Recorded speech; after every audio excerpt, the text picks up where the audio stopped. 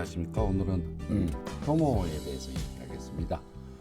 효모는 진균류 중에서 생활의 대부분을 구형, 난형 등의 단세포 내에서 하고, 대부분의 효모들의 모습이 동그란 거 아니면 계란형이에요. 약간 타원형이고, 음, 그리고 전부 다 단세포이고요. 그리고 출하에 의해서 증식을 하는 것이 아주 특징입니다. 출하. 그리고 효모는 균합상 매우 중요한데 그 알코올을 잘 만들어냅니다. 그래서 옛날부터 주류 술 만드는 거, 빵 만드는 거 그런 것에 많이 이용되어 왔습니다.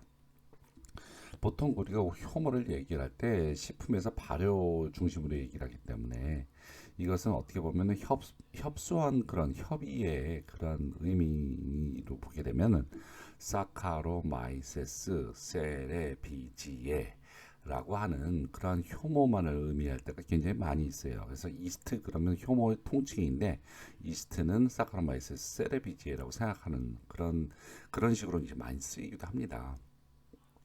사실은 이스트에는 매우 많은 이스트가 존재를 하고 있어요. 사카라멜스 세레비제 말고도 그리고 야생효모, 배양효모라는 얘기가 있는데 야생효모라는 와일드 이스트라고 해서 자연계에서 분리한 직후의 효모로서 배양효모는 컬처 이스트입니다. 이것은 잘 다스린 효모로서 마치 늑대와 강아지 뭐 이런 것으로 생각하시면 잘 이해가 가실 것 같아요. 공중이나 열매나 우리 주위의 환경에는 굉장히 와일드 타입의 그러한 미생물들이 많이 있고요. 그리고 이것을 갖다가 사실 분리를 해서 식품에 사용을 했었을 때 성공적으로 어떤 원하는 프로덕트가 나왔다면은 이것을 분리를 해서 그 중에서 가장 그 좋은 발효에 많은 영향을 미친 그런 미생물을 환경 조성을 해서 키우고 다시 사용하고 키우고 사용하고 이런 것이 배양 효모입니다. 키울 때는 그 생육 주기가 굉장히 짧기 때문에 다시 싱싱하게 또 배양을 시켜주고 배양을 시켜주는데 이를 계대 배양이라고 얘기를 합니다. 이런 식의 기술이 바로 발효식품 제조에서 사용되어지는 것이고요. 효모의 형태를 보시게 되면 이와 같이 구형, 탄원형, 뭐 난형, 레몬형, 부정 원통형 가지가 있고요. 그다음에 오해형처럼 이렇게 되어 있는 것도 있습니다. 모두 다 단세포로 분열이 되고 있고요. 음, 이 오이형 같은 경우에는 이것이 이제 그 가지형으로 발효되는 게 마치 곰팡이하고 비슷하죠. 자, 이것을 전자현미경으로 해서 효모의 사진을 찍은 것인데요. 이와 같은 타원형으로 되어 있고요.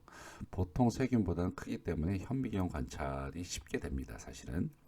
그래서 보통 그 세균 같은 경우 현미경으로 해도 고배율을 많이 올려야지 그 형태가 이제 눈으로 보이는데 이 이스트 같은 경우에는 현미경을 고배율로 굳이 안 올리더라도 쉽게 그 모양이 관찰되어지고 이게 출하로 돼 갖고 딸 세포가 나오는 것도 현미경으로 쉽게 발견할 수 있습니다.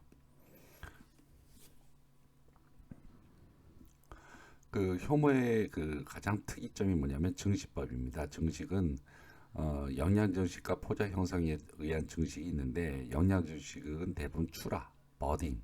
버드가 뭐냐면 이게 새싹이라는 뜻이죠. 새싹. 새싹이 나다 그러면 버딩 그렇게 얘기를 할 수가 있는 겁니다. 마치 여기에 그 하나의 효모 옆에 하나의 이제 그 새로운 세대가 나올 때 이렇게 옆으로 이렇게 새싹이 자라듯이 나오는 거죠. 출하의 아자가 새싹이라고 하는 단어입니다. 새싹이 나오다 그렇게 되는 거죠. 그러면은 원래 세포를 모세포, 새로 생긴 세포를 딸세포 혹은 낭세포 그렇게 얘기를 하는데 얘네들이 이제 처음에 그 모세포에서 핵이 있겠죠. 그럼 핵이 그 출하되어지는 그러한 딸세포 쪽으로 옮겨지면서 둘로 나눠지면서 하나의 딸세포가 만들어지는 거죠. 유전적인 그런 정보가 좀 넘어간다는 얘기로 생각하시면 될 것 같아요.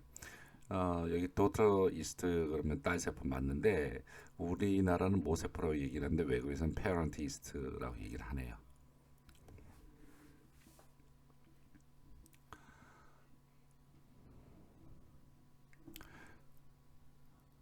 네, 그리고 이제 포자 형성이 되는 것도 있지만 사실 없는 것도 있습니다. 그리고 포자가 세균에서는 한 마리의 세균에서 하나의 포자가 나오지만 이 그 이스트에서는 하나의 세포에서 뭐 네 개의 그러한 포자가 같이 형성되기도 하고 그렇습니다. 효모의 증식법을 다시 한번 그림으로 보면 이렇게 출하와 분열이 같이 일어나는 출하 분열법이 있고 출하와 분열이 같이 일어난 출하 분열법이 있고 아니면 분열 그러니까 마치 세균처럼 이렇게 분열되어서 이렇게 나가는 저쪽에 이렇게 그 함몰되어서 떨어져 나가는 분열법이 있고 또 하나는 그냥 그 출하법이라고 하는 것이 있는데 이 프린터가 잘못됐네요. 출하법이라고 하는 것이 있습니다. 혹은 이 출하법에도 출하의 순서가 뭐 여러 가지 이제 여러 군데에서 나오는 다국 출하법도 있고 한쪽에서 나오는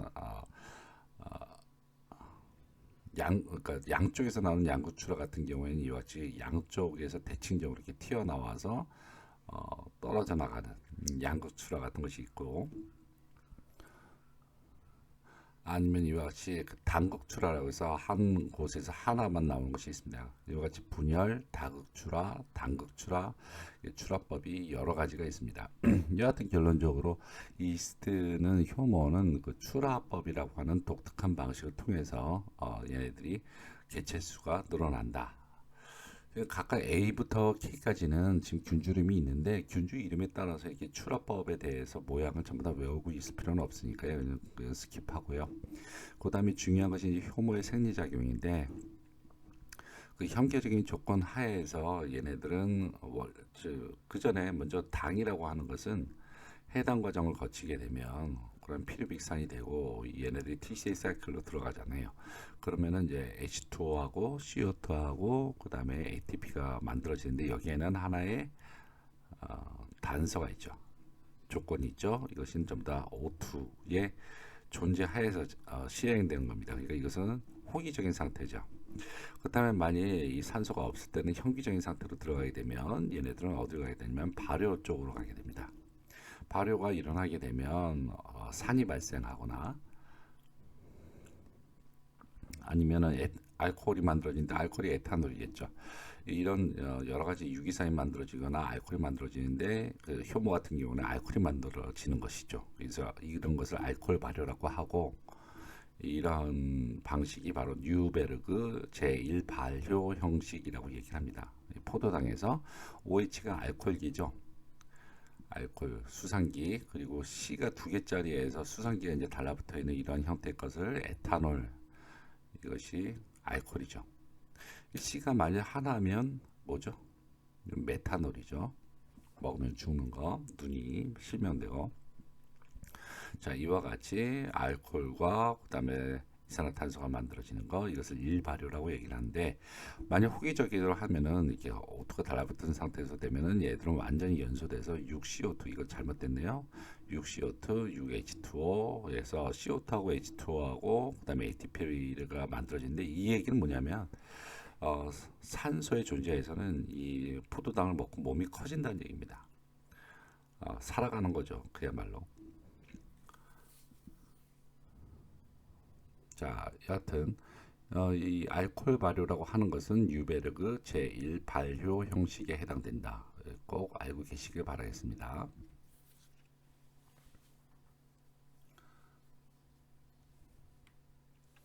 다음 이스트는 알코올 발효뿐만 아니라 글리세롤 발효도 같이 일어나는데 글리세롤을 뭐 어떤 그런 배지에 무엇을 첨가하느냐에 따라서 이 글리세롤의 수율이 달라지게 되는데 이 Na2SO3를 첨가하게 됐을 경우와 이렇게 되면 이것이 이제 글리세롤이에요. 한 분자가 만들어지고 그 다음에 Na2HPO4를 하게 되면은 그 다음에 글리세롤 두 분자가 만들어지면서 그 다음에 뭐 산이 만들어지고 그럽니다. 그래서 이 Na2SO3를 첨가하는 것을 제2 발효, 뉴베르그 제2 발효라고 얘기를 하고 그다음에 Na2HPO4를 첨가하는 거 해서 발효를 일으키는 것을 제3 발효라고 얘기를 합니다.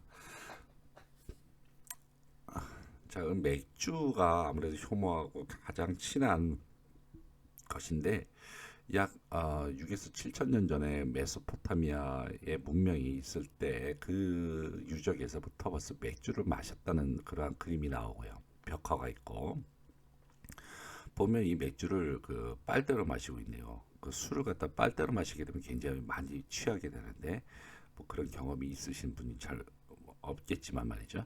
이 빨대를 마시는 이유는 이 발효가 다 끝난 다음에 찌꺼기라든지 불순물들이라든지 그런 것들이 밑에 가라앉기 때문에 위에 있는 그 떠 있는 맑은 부분만을 마시기 위해서 빨대로 이렇게 마셨다고 하네요.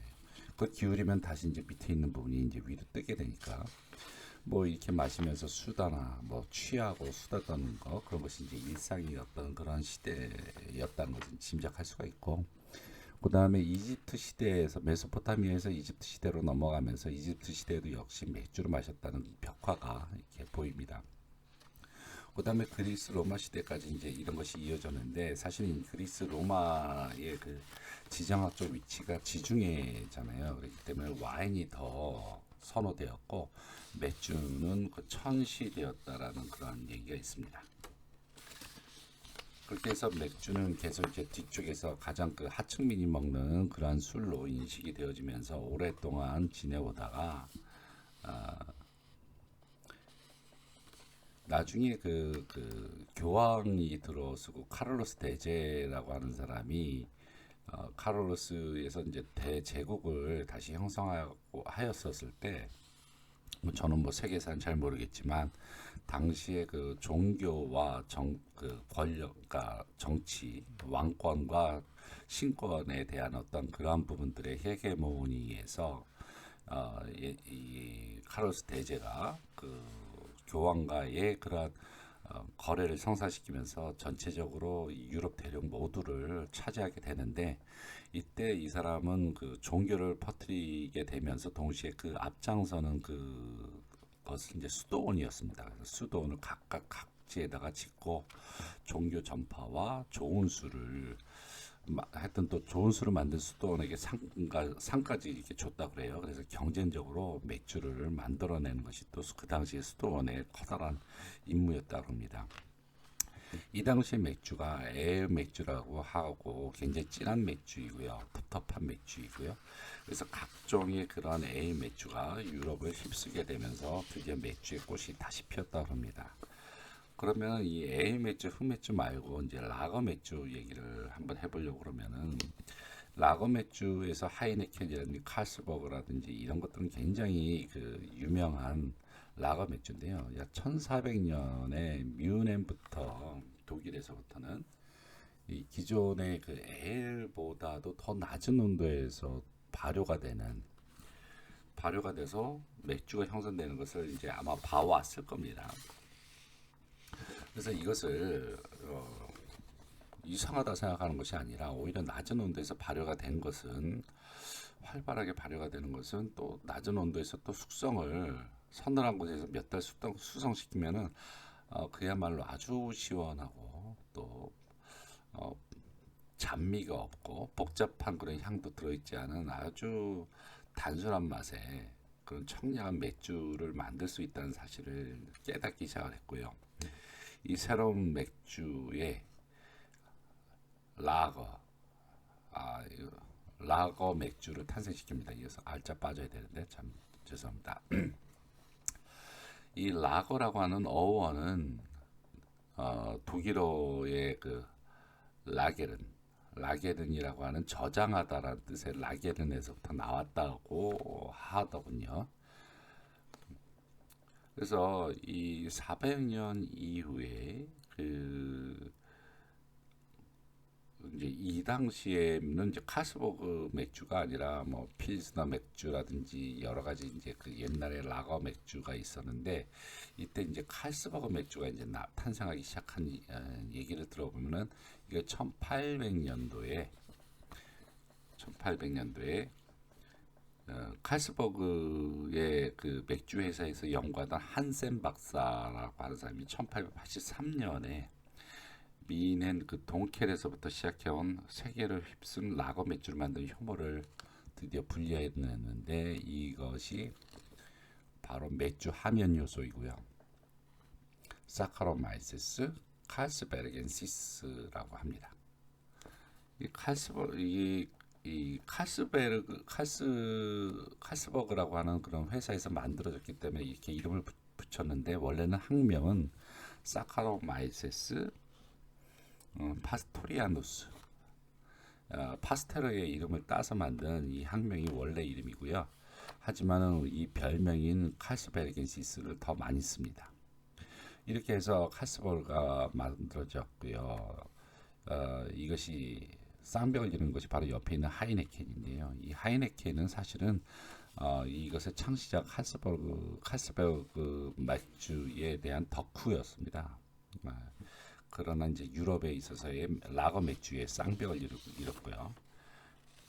서로 간에 뭐 쌍벽을 이루면서 라이벌이기도 하고 동업자이기도 하고 그런 식으로 해서 계속 이어져 오고 있고요. 여러분 이제 맥주를 좋아하실 텐데 이 맥주를 한번 이렇게 보도록 하겠습니다. 이것은 뭐 행복이 가득한 집이라고 하는 그러한 그 기사에서부터 인용을 한 것이고요. 하이네켄 같은 경우가 이제 그 라거 하이네켄은 에일 맥주보다도 아주 낮은 온도에서 발효되고 시원한 맛이 나고 이스트가 침전되어 있는 하면 발효 맥주입니다. 독일의 벡스, 체코의 필스너 우르켈 이런 것들하고 비슷하게 돼 있고, 그 다음에 비터 빅토리아 비터 같은 경우에는 비터란 말이 쓰다란 말이죠. 그래서 알코올 도수도 또 다양한 게 특징입니다. 3.4도에서 5.5도까지 아주 다양한 맥주가 있습니다. 스트롱 같은 경우는 맥주는 5%를 상회하죠. 그 다음에 리얼 에일 킹 에버트 에일이라고 하는 그런 맥주가 있는데 훨씬 그 깊고 독특한 맥주입니다. 리얼 에일 맥주는 공정 과정을 통해서 대량 생산한 맥주보다도 훨씬 깊고 독특한 풍미 그런 것을 갖고 있고, 그다음에 쿠퍼스 스타우트라고 하는 그런 맥주는 주로 좀 끈적거림이 적고 강한 호프의 맛이 알려져 있는 맥주입니다. 이 호프라고 하는 것은 뭔지 알고 계시죠? 호프라고 하는 것은 맥주에 사용되는 식물성 원료입니다. 호프 열매를 사용해야 되는데 쓴맛을 주기도 하고요. 방부 항산화, 그다음에 항균 그런 효과도 같이 있고 거품하고도 관련이 있습니다. 그다음에 이제 그 얘들은 또 이제 그 스타우트는 과일의 풍미가 느껴진다고 봅니다. 그다음에 골든 에일 듀블이라고 하는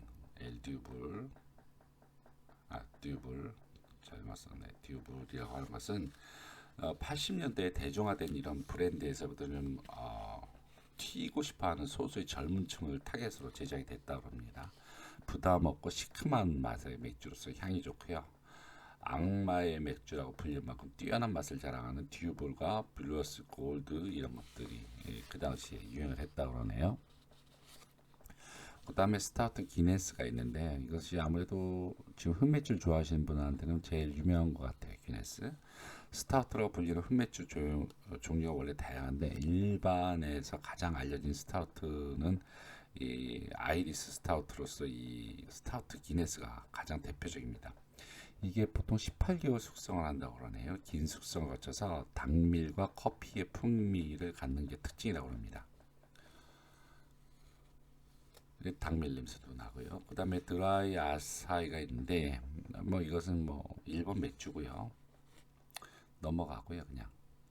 그 다음에 마일드 크롬바커가 있습니다. 마일드 크롬바커는 가장 오랜 역사를 가진 맥주 중에 하나이고, 원래 마일드는 원래 영 에일 맥주를 뜻하는 말이었다고 합니다.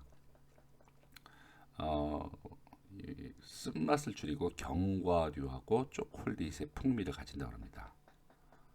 그래서 약간 고급 맥주의 그런 느낌이 있고, 그 다음에 보리 맥주인 파울라나가 있습니다. 파울라나가 있는데 희뿌연빛의 보리 맥주는 엷은 정향과 바나나 풍미를 갖고 있다고 그러고 달짝지근한 맛까지 느낄 수 있습니다. 리얼 에일처럼 이스트의 단백질 그대로 남아있고 이는 비타민 B의 섭취도 가능하다는 것을 의미하기도 합니다. 네, 이와 같이 이제 다양한 맥주의 풍미와 뭐 특색을 좀 알아봤습니다. 갑자기 튀어나와서 죄송하고요. 이게 출하법 얘기하다가 말았는데 어떤 효모는 곰팡이처럼 격벽을 가진 이런 균사처럼 이런 것을 만들어지기도 합니다. 그래서 어떤 효모는 출합법 외에도 이와 같은 두 개로 갈라진 분열법으로 증식하기도 하고 균사를 만들어내기도 합니다. 그 다음에 이렇게 다양한 포자를 형성하기도 하는데 효모도 포자를 만들 수 있다는 것으로 이해를 하시면 될 것 같고요. 여러 가지 포자가 마치 잔항세포와 같이 안에 몇 개의 포자가 그 안에 주머니 안에 있는 것처럼 보이기도 하고, 그 다음에 사출포자라고 해서 이렇게 기중 사이로 이렇게 만들어지는 것이 있기도 합니다. 자, 그러면 강론으로 들어가서 시조 사카로마이세스를 보게 되면 시조입니다. 시조 사카로마이세스. 이것은 뭐 별거 없고요. 이 모양도 그냥 눈으로만 익혀두시면 될 것 같아요. 이 중에서 가장 유명한 것이 시조사카라마이세스 폼베라고 해서 아프리카 토인주 폼베주에서 분리된 것이 있고, 아무래도 사카로마이세스가 이것이 가장 중요합니다. 다 외우십시오. 사카로마이세스 세레비제는 맥주, 포도주, 청주, 알코올, 빵, 그리고 상면 맥주 효모이다. 이 세레비지에는 원래 시리얼이라고 하는 곡류하고 같은 어원입니다. 그러니까 곡류하고 아주 관련이 있고 발효하고도 관련이 있다 생각하시면 될 것 같고, 사카로마이세스 칼스베르겐시스는 아까 얘기했고요. 이것은 맥주의 하면 효소입니다. 자, 그다음에 사카로마이세스 록시는 식염베이지가, 그러니까 농도가 높은 소금에서도 잘 자란다. 그러니까 간장에서도 자라겠죠. 그다음에 사카로마이세스 코리아누스, 우리나라의 코리아죠. 탁주 효모. 그다음에 사카로마이세스 엘립소이데우스, 포도주 효모. 그다음에 찌고사카로마이세스 메이저, 찌고사카로마이세스 소예.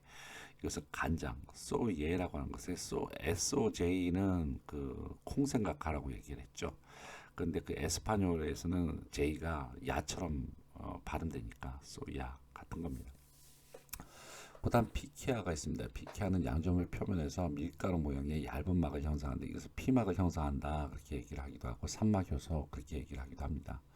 피케아 멤브레나 페시엔 같은 경우는 저렴액의 표면에 피막을 만드는 그러한 균이고, 그 다음에 한제니아 스폴라가 있는데 이것은 알코올을 감소시키고 휘발산을 증가시키는 유해한 효모이고요. 드바로마이세스는 산막 효모입니다. 이 산막 효모가 피막을 형성한다는 거나 같다고 생각하시면 될 것 같고요. 보통 채소 절임이나 절임구이에서 위에 이렇게 끼게 되는 것들입니다. 얇은 막을 형성하는 거고, 그 다음에 당에도 강하기 때문에 내당성도 강하고 비타민 B2를 생성하는 것도 있다고 합니다. 그 다음에 한제눌라가 있는데 산막효모고, 역시 산막효모고 포자를 형성하고요. 후기에 그 청주 양조에는 뭐 유해하지만 후기에는 방향을 생성하는 것은 유용하다고 할 수가 있겠습니다. 이와 같은 비슷한 것이 이제 김치 같은 것들이 이제 묵은 김치가 되면 표면에 나중에 하얀색으로 되면서 이렇게 쿰쿰한 냄새가 나잖아요. 이런 것도 이제 제가 생각할 때는 산막 효모들에 의한 그런 냄새가 아닌가 그렇게 생각이 됩니다. 그다음에 크립토코커스가 있는데 이것은 위생적으로 이제 유념할 수 있는 그런 효모입니다.